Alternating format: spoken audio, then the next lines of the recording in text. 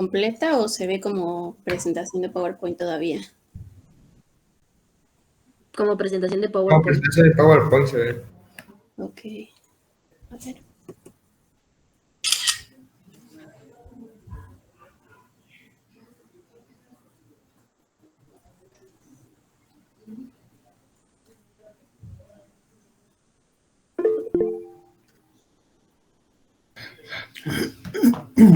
Ok, ya se ve bien, ¿verdad? Sí. Ok, bueno, pues somos el equipo de ayer, el equipo 4, y vamos a ampliar un poco más sobre este tema que son las clases sociales y enfermedad. Bueno, es importante tener en cuenta para el tema de las clases sociales y cómo clasificarlo, que en esta entra un punto muy importante que es el nivel socioeconómico. Según la Asociación Mexicana de Agencias de Inteligencia de Mercado y Opinión Pública, que es la AMAI, el nivel socioeconómico va a ser una norma basada en el desarrollo de un modelo estadístico que va a clasificar a los hogares objetiva y cuantificablemente, de acuerdo a su nivel socioeconómico. Y para esta clasificación, la AMAI nos da 6 variables para poder establecer a qué grupo pertenece cada persona o grupo familiar dependiendo de su nivel socioeconómico. Estas variables van a ser las reglas del MSE, que hay desde 2010 pero es 2020, y son 6. Son escolaridad del jefe del hogar, el número de dormitorios, el número de baños completos, el número de personas ocupadas de 14 años y más, o sea, que tienen trabajo, número de autos, camionetas y vans, y la tenencia de internet fijo en la vivienda. Y ya que se realizan estos puntos como una encuesta para convertir esas variables a datos, entonces podemos hacer una clasificación. Esta clasificación que nos da la MAI se divide en 7 lugares, que pues comúnmente los conocemos como clase alta, media y baja, y también con sus intervalos que son media alta, media baja y así. La primera es la A y B, que conocemos como clase alta, en donde el jefe de familia normalmente en el 82% de los casos va a tener estudios profesionales o de posgrado. Que sea el 82% no quiere decir que los demás no tengan estudios, sino que se encuentran a un nivel más bajo de un estudio profesional. El 98% de las viviendas va a tener internet fijo, y esta primera clasificación, que sería la clase alta, va a tener, va a invertir sus ingresos en un 10% en la educación y un 28% en la alimentación, siendo los que más invierten en educación y los que menos invierten en alimentación en comparación con las otras clasificaciones. La C+, o lo que conocemos como media alta, también aquí va a estar como la primera clasificación, en donde el jefe de familia va a tener estudios profesionales o de posgrado en un 82%, y aquí al menos la familia va a tener un vehículo de transporte en el 87% de los casos. También el internet fijo en la vivienda va a ser en un 93%, y vemos aquí que el gasto en los alimentos va a subir bastante en comparación con la clase alta, que esta inversión va a ser del 32%, y como aquí al menos van a tener un vehículo, pero no necesariamente, también van a gastar en transporte y comunicación, con un 28% del gasto. En la clasificación C o media, también vamos a ver que en su mayor parte el jefe del hogar va a tener estudios mayores a primaria. También va a haber un porcentaje mayor a la mayoría de los que tienen internet fijo en la vivienda. Y el gasto en la alimentación, así como la media baja, se va a ubicar entre el 35 y 38% del gasto. Esta clasificación de la C y C- va a ser muy parecida y realmente no cambia mucho. Ahora, en la clasificación D+, o lo que conocimos como media-baja, aquí vamos a ver que los jefes del hogar van a tener estudios mayores a primaria, pero en un 62%, acercándose a la mitad de como una media. El internet fijo en la vivienda va a caer bastante a un 22% y la alimentación va a el ingreso, la inversión en la alimentación va a aumentar hasta un 42%. Y en todas estas clasificaciones vamos a ver que la educación va a tener un porcentaje parecido de la alta hasta la baja, siendo la baja que invierte en la educación hasta un 7% y la alta en un 10%, que no es la diferencia, no se ve mucho la diferencia en estadísticas, pero si hacemos el porcentaje en el ingreso familiar, pues sí es bastante. Y bueno, finalmente, en esta clasificación que lo conocemos comúnmente como clase baja y pobreza, puse jefa de familia con estudios del 95%, pero no, sí, está bien, perdón. Vemos que los jefes de familia normalmente no tienen una educación más allá de la primaria y el internet fijo en la vivienda va a ser menor al 4% y a veces hasta es nulo. Y pues la mayor diferencia entre la clase baja o la clasificación D y la clasificación AB es la alimentación y la educación. Vemos que en la alimentación, mientras la clasificación se encuentre más baja, va a tener un gasto mayor, siendo del 52%. Y bueno, esto lo vamos a... Se me fue la palabra. Y, sí, perdón. Esta clasificación la vamos a necesitar para poder comprender ciertas enfermedades que podemos intuir que le podrían pasar a cualquier parte a cualquier clasificación de estas, y lo vamos a ver en la siguiente tabla.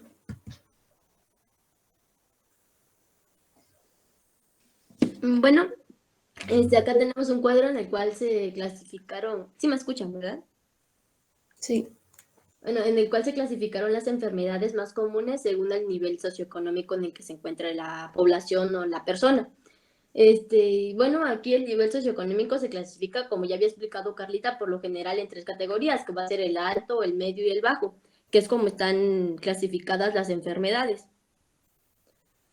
Y en estas va a ser en las cuales las familias se van a ubicar, pero dentro de esas clasificaciones hay otras que explicó mi compañera. Y bueno, vamos a tener como el primer nivel socioeconómico, el nivel alto. En esta las personas van a contar, bueno, las personas que se encuentran en este nivel van a tener los servicios y recursos financieros para una seguridad buena, para permitirles una buena calidad de vida. Digo mucho Y bueno, en este cuadro de enfermedades, bueno, en este nivel socioeconómico se van a encontrar como principales enfermedades la cardiopatía isquémica, la enfermedad de Alzheimer, accidente cerebrovascular, cáncer de colon y recto, las enfermedades renales, EPOC, diabetes, infecciones del tracto respiratorio. Y luego tenemos al nivel medio alto, aquí van a estar los mexicanos, bueno, los mexicanos de este nivel van a tener recursos y servicios que les permite tener una buena calidad de vida y van a gozar de ligeros excedentes que como que les van a hacer tener posibles lujos. Y en este nivel se van a encontrar las enfermedades cerebrovasculares igual, enfermedad coronaria, EPOC, infecciones de vías respiratorias inferiores, cáncer de tráquea, bronquios, pulmón y estómago. También va a ser muy frecuente el accidente de tráfico, hipertensión y diabetes. Y vamos a encontrar al nivel socioeconómico al D, al D, que es el nivel medio bajo típico. Y también en vamos a encontrar dentro de este nivel socioeconómico vamos a encontrar al nivel muy bajo bueno, ya la extrema pobreza. Y en las familias de este nivel tienen escasez de todos los servicios y bienes. Y normalmente estas personas construyen sus hogares con materiales de desecho y con problemas permanentes y graves como para subsistir. Y en esta se clasifican normalmente las enfermedades infecciosas, sobre todo las pulmonares, enfermedades diarreicas, VIH o SIDA, paludismo, y también también hacía mucha referencia a que las jóvenes presentaban muchas complicaciones en el embarazo y al momento del parto. La siguiente, por favor.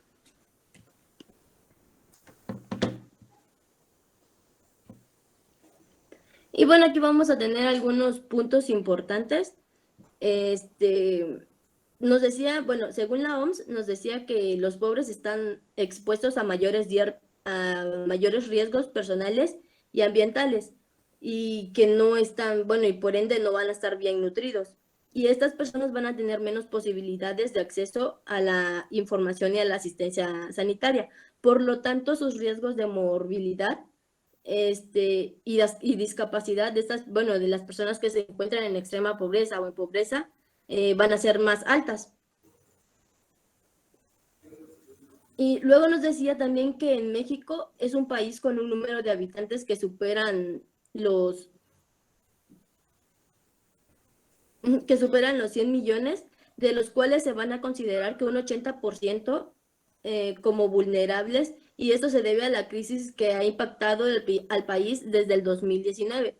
Decía que no sé por qué se enfocaban mucho en el 2019, pero que lo decían como de una forma general y que normalmente se dio cuenta la OMS que a partir del 2019 México empezó a aumentar y empezó a ser como más vulnerables a los pobres. Y bueno, en México la pobreza sigue siendo un problema social endémico y bueno, y claramente esta se encuentra encima de la media mundial. Y luego tenemos otro punto que según igual la OMS, la OMS va a definir a la pobreza como la enfermedad más mortal. Esta condición socioeconómica va a afectar a más de 1.000 millones de personas de todas las edades y en todo el mundo, de las cuales el 70% son mujeres, y de este 70% dentro de estos 70% las mujeres viudas y solteras son las que más afectan. Y tenemos también a los países de bajos ingresos. Menos de una cuarta parte de la población va a llegar a los 70 años y más de una tercera parte de todos los fallecidos se producen entre los menores de 14 años. Igual esta información es de la OMS. Y como ya habíamos dicho que dentro del nivel socioeconómico de la pobreza, las enfermedades infecciosas, como ya las había mencionado, las pulmonares, diarreicas, el VIH, la tuberculosis, el paludismo, son las que cobran más vidas en las naciones pobres de México. La siguiente, ya no hay, creo.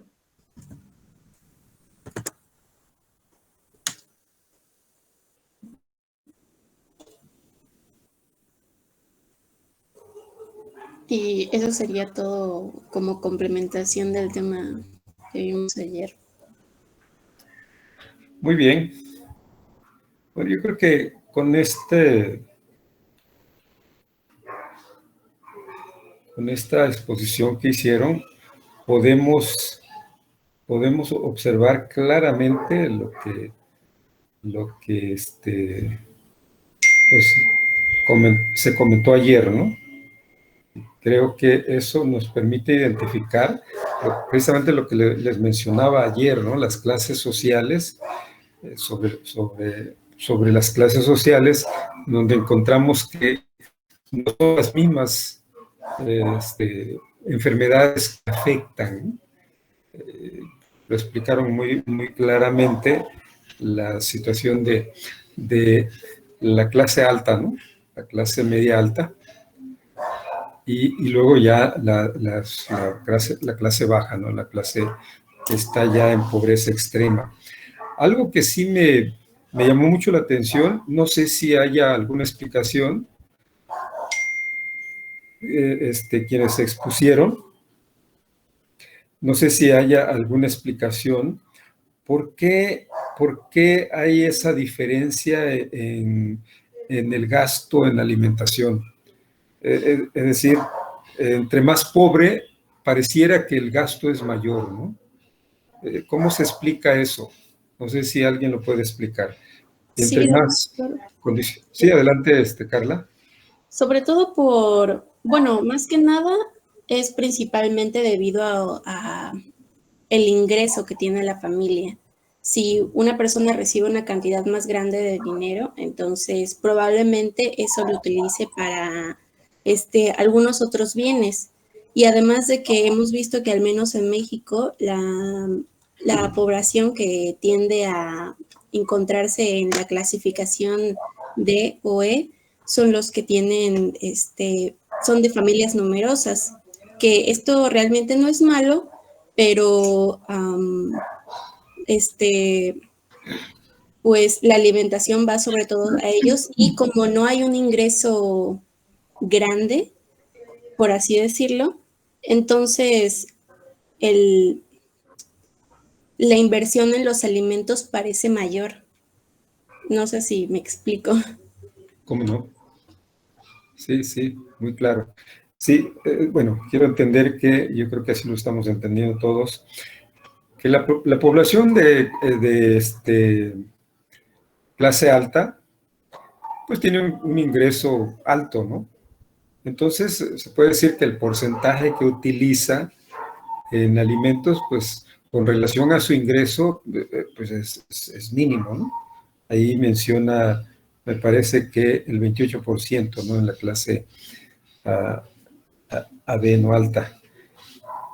Mientras que en la clase baja, pues mencionan ahí, está ya prácticamente en pobreza extrema, pues el gasto en alimentación es más del 50%, ¿no? Eso significa, o lo explica, que su ingreso es muy bajo, y la mitad de lo que obtiene de su ingreso, o más de la mitad de lo que obtiene de su ingreso, lo gasta en alimentación. Y creo que podemos poner el ejemplo de la población en pobreza extrema o en pobreza moderada, que pues tienen empleos informales, o están o son pues asalariados, con bajos recursos, con bajos ingresos, o la población que pues del campo, ¿no? La población que pues vive de sus cultivos, ¿no? Entonces, realmente, si nos metemos un poquito en ese tema, sabemos que la población del campo, que se dedican a los cultivos, pues ven su ingreso hasta que sale la cosecha. La otra, tienen que invertir, ¿no? Tienen que comprar pues todo lo que van a necesitar para poder hacer sus cultivos, y todo ese tiempo que no tienen un ingreso, realmente es complicado, ¿no? ¿Cómo sobreviven? Y muchos de ellos pues guardan parte de su cosecha para pues vivir algunos meses, pero al final pues tienen que venderlo, ¿no? Porque no hay un ingreso, y cuando reciben su ingreso pues prácticamente pues ya se lo gastaron, ¿no? Ya lo deben. Entonces, eso considero que explica también el hecho de que el porcentaje, entre más pobre el porcentaje sea mayor, ¿no? Y si a eso le sumamos a la población que con empleos informales, pues el ambulantaje y todo lo que vemos en la calle, pues yo creo que ese tipo de población tiene esa situación, ¿no? Hace algunos años estuvo trabajando conmigo un joven, muy joven, pues trabajando en trabajos domésticos, y de repente pues se me perdía, ¿no? Y de repente me buscaba. Y en alguna ocasión le pregunté, ¿y qué haces cuando no tienes trabajo? No, pues es que si consigo un trabajo de una semana, lo que gano en esa semana, que pues no es mucho, me tiene que alcanzar para otras 3 semanas, para los días que yo no tengo trabajo. Realmente pues yo no sé qué tanto le puede alcanzar cuando su ingreso pues es muy bajo, ¿no? No es lo mismo tener un empleo con un salario, ¿no? Por muy bajo que sea el salario, pero tiene un salario y está recibiendo ese salario pues quincenalmente, ¿no? En la mayoría de los casos. Pero igual, ¿no? El gasto en alimentación pues tiende a ser más alto. ¿Por qué? Porque su ingreso es menor, ¿no? Entonces, está muy claro lo que explicaron. Felicito a quienes expusieron, y también nos deja muy claro cuando nos hablan del ingreso, de los ingresos, ¿no? De los ingresos en los distintos niveles, ¿no? Eso nos permite visualizar pues de qué son, de qué se enferman más, ¿no? La clase alta, ahí nos mencionan las cardiopatías, la isquemia, ¿no? Los eventos, accidentes cerebrovasculares, cáncer y todo eso, ¿no? Pero ya en la clase baja, en la clase pobre, pues nos hablan ya primeramente de las enfermedades infecciosas. Entonces, esto nos permite pues identificar que la condición social en la que se encuentra la familia o los grupos sociales está directamente relacionado con el tipo de enfermedades que se dan más frecuentemente en ellos, ¿no? Muy bien, no sé si hay alguien que quiera comentar algo sobre este tema. Creo que ya se agotó el tema, está muy completo. Clases sociales y enfermedad no es meterse en las patologías ahorita, en el cuadro clínico, y nada de eso, ¿no? Sino mencionar cuál es la incidencia, ¿no? Y qué es lo que, cuáles son los factores, ¿no? Ya hablaron de los determinantes sociales, y aquí están presentes, ¿no? Con todo lo que ya se comentó. No sé si alguien quiera comentar.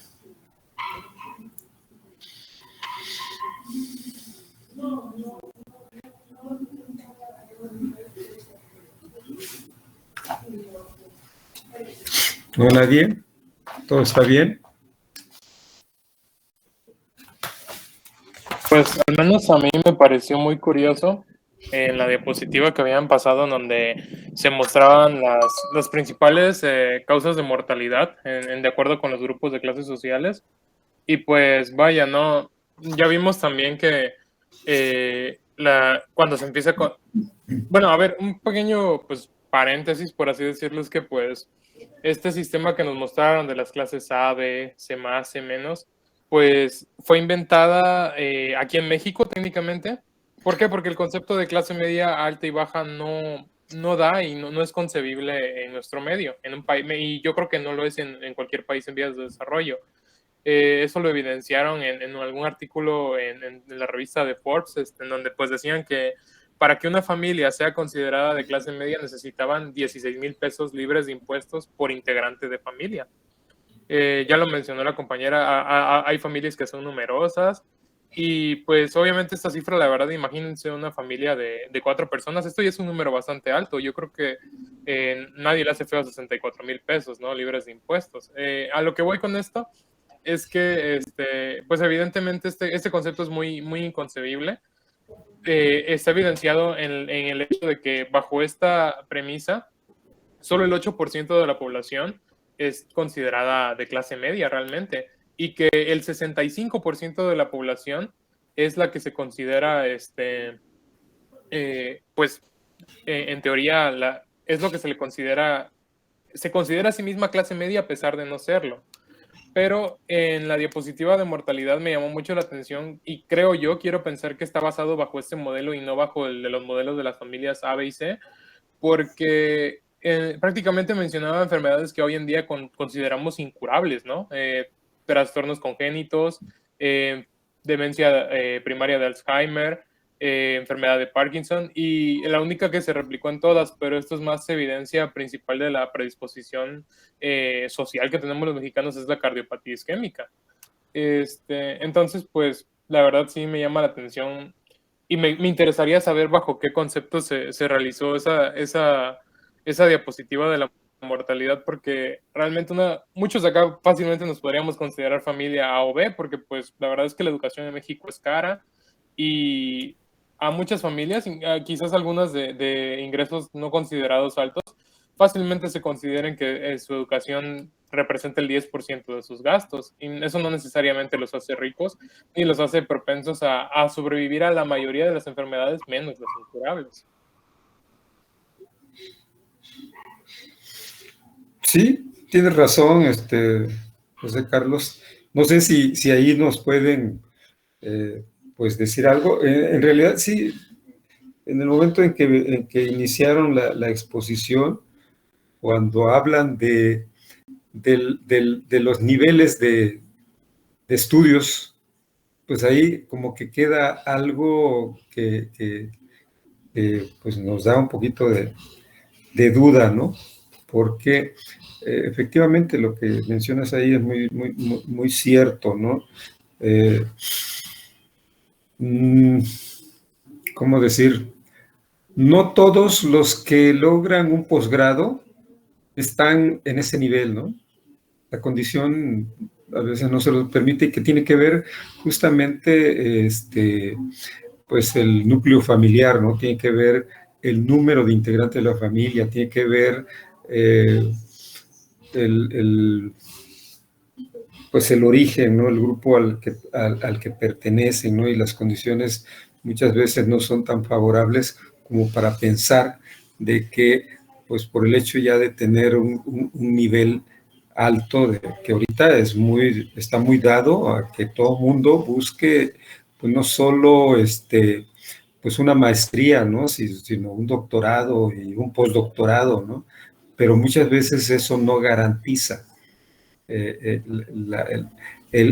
pasar de la clase baja a la clase media y de esta a la clase media alta y después a la clase alta, no la garantiza, y entonces los problemas que se puedan presentar pues no sean exactamente los mismos, ¿no?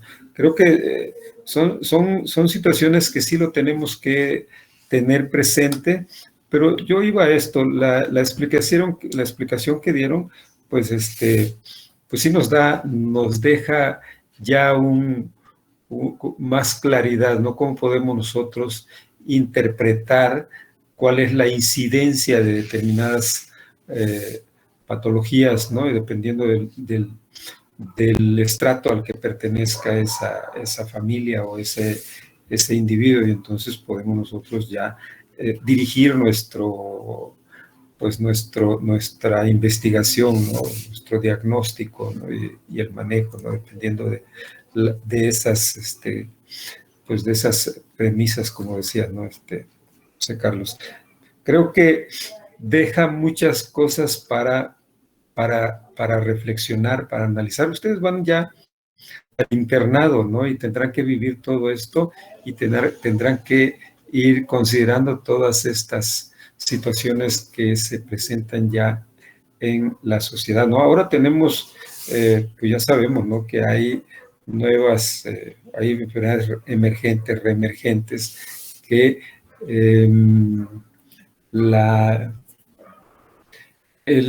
el desarrollo, bueno, México sigue en vías de desarrollo, pero el avance de la tecnología, de la ciencia, y sobre todo de la tecnología, ¿no? Porque la tecnología hace que hayan muchos nuevos productos que muchos de ellos los consumimos, ¿no? Entonces nos damos cuenta que hay enfermedades de la civilización, ¿no?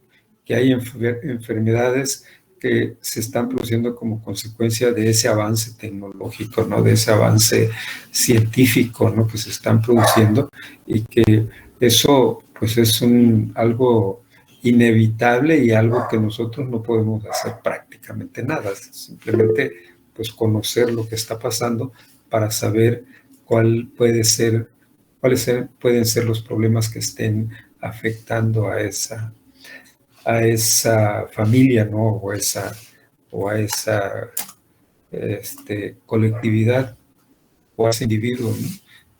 Que tenga que ver con ese entorno, ¿no? Que tenga que ver con la tecnología, ¿no? Que tenga que ver con los cambios estructurales y sociales que hay, ¿no? Entonces, pues hay mucha tela de qué cortar con este tema. ¿Alguien más quiere agregar? Sí, doctor. También considerando la situación actual, estaba ya leyendo un artículo a raíz de la exposición que hicieron mis compañeros la vez pasada, y a raíz del COVID hemos tenido también un aumento entre la gente que se considera pobre extrema, que más o menos pasó de 20.2 millones a 26.8 millones. Entonces, a raíz de esto, muchas personas han pasado de ser, considerarse una clase media vulnerable o baja a una clase baja más moderada, por así decirlo. Entonces, también es algo que va a impactar bastante en la economía, la salud de las personas en un futuro principalmente. Así como supuestamente el artículo que leí estaba hablando de que había una reducción de la clase media baja de 53.8 millones a más o menos 51, y se alzaban muchísimo las pobres moderadas y pobres extremas, que realmente es algo que, observándolo bien, en un futuro va a impactar muchísimo en la salud de la gente, porque significa que tiene menos recursos para tanto ir al doctor, para la alimentación. Muchos de ellos se quedaron sin empleo, principalmente gente que fue despedida durante este proceso que hubo de la cuarentena en el que no se podía pagar. Sí, efectivamente. De hecho, hace unos días tocaron ese tema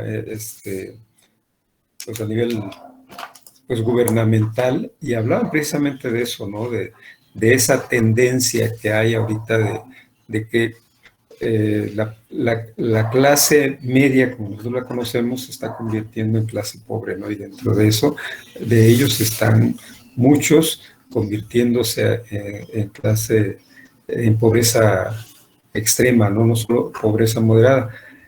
Y pareciera que se está presentando un abismo, ¿no? Entre la clase alta y la clase baja, ¿no? La clase pobre con la clase alta, ¿sí?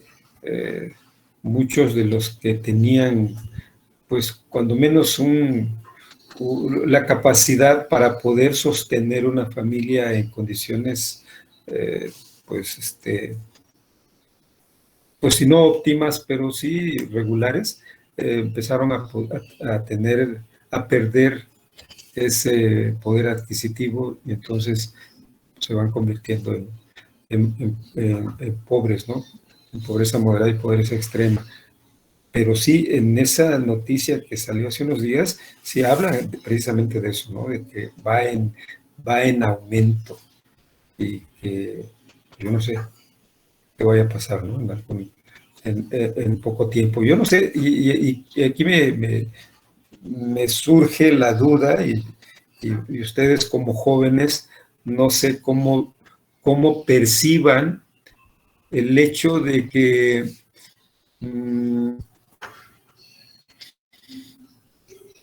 se, pues se dé que el gobierno esté pues dando becas a diestra y siniestra. Yo no sé qué tan efectivo sea, ¿no? Yo no sé qué quizá para muchos o para algunos sí es una buena decisión, porque si yo como estudiante tengo una aspiración, quiero terminar una carrera y quiero pues mejorar mi condición de vida, pero no tengo el recurso suficiente. Con eso yo puedo pues, resolver muchos problemas. Pero ¿cuántos de los que perciben ese ingreso lo utilizan adecuadamente, ¿no? Correctamente, ¿no? Para algo bueno? Hace algunos años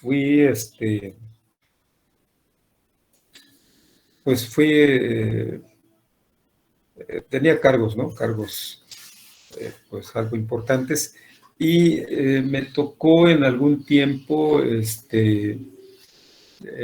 pues entregar algunas becas a estudiantes, y yo observaba que una de las personas que entregaba ya físicamente el recurso a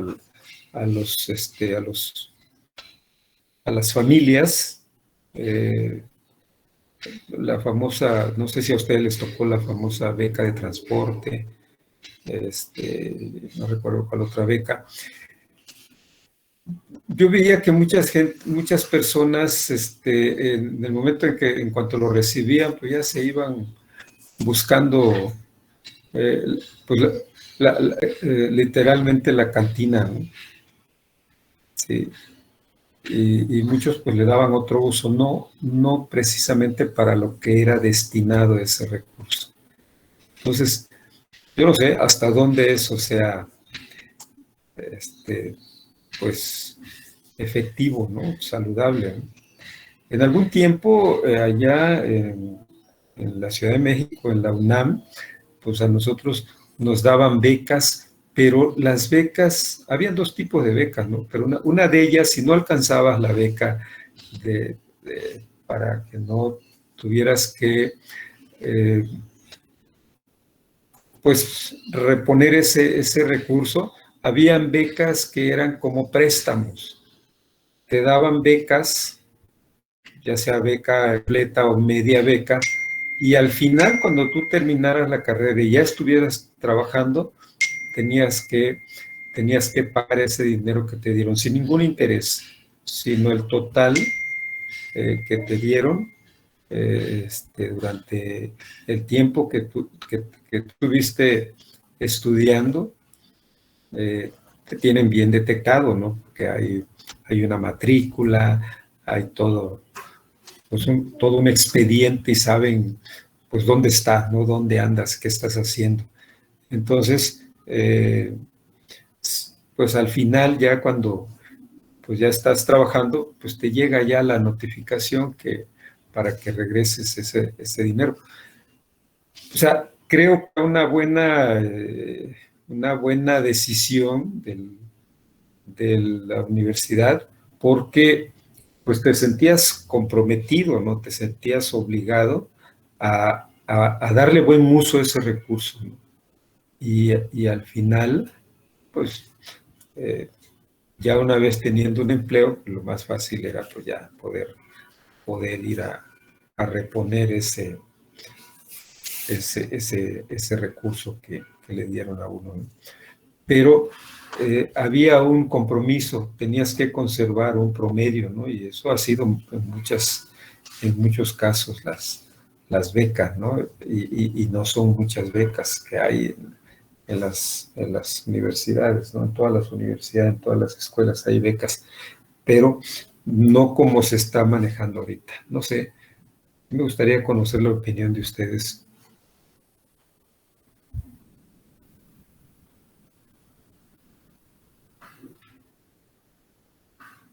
En lo personal, yo creo que el problema fue que no se hizo un estudio de cada lugar y de las necesidades de cada lugar y de qué realmente podían implementar ahí, sino que el estudio fue muy general. Entonces les otorgaron el dinero a la mayoría de personas que fueron postulantes o que consideraron ellos que necesitaban, pero realmente no verificaron bien en cada estado si realmente necesitaban eso o cómo necesitaban el apoyo. Y simplemente les dieron el dinero por darlo, por así decirlo. Entonces, muchas personas que en general fueron personas de bachillerato no supieron administrar bien el dinero y efectivamente la mayoría se fueron a comprar objetos que no eran de necesidad primaria, por así decirlo. Efectivamente, y creo que sigue existiendo. Muy bien, pues no sé si hay algo más que quieran comentar.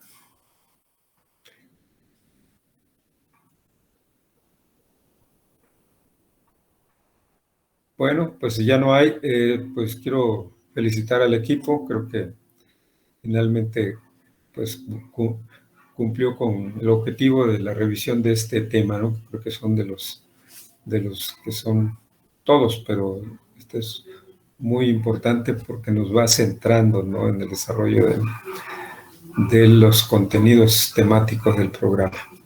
Entonces, creo que vamos muy bien. Si no hay, pues, nada ya que comentar, creo que ya para mañana ya podemos, pues, iniciar el siguiente tema, ¿no?, de esta misma su competencia, ¿no?, que es modelos de explicación del proceso de salud de enfermedad. Ya está el equipo, ¿verdad, José Carlos? Sí, doctor, ya. De hecho, es mi equipo. Ah, ok, perfecto. Sí. Entonces, nos vemos mañana, jóvenes. Cuídense. Gracias, Doc. Igual. Gracias, doctor. Muchas gracias, doctor. Gracias, doctor.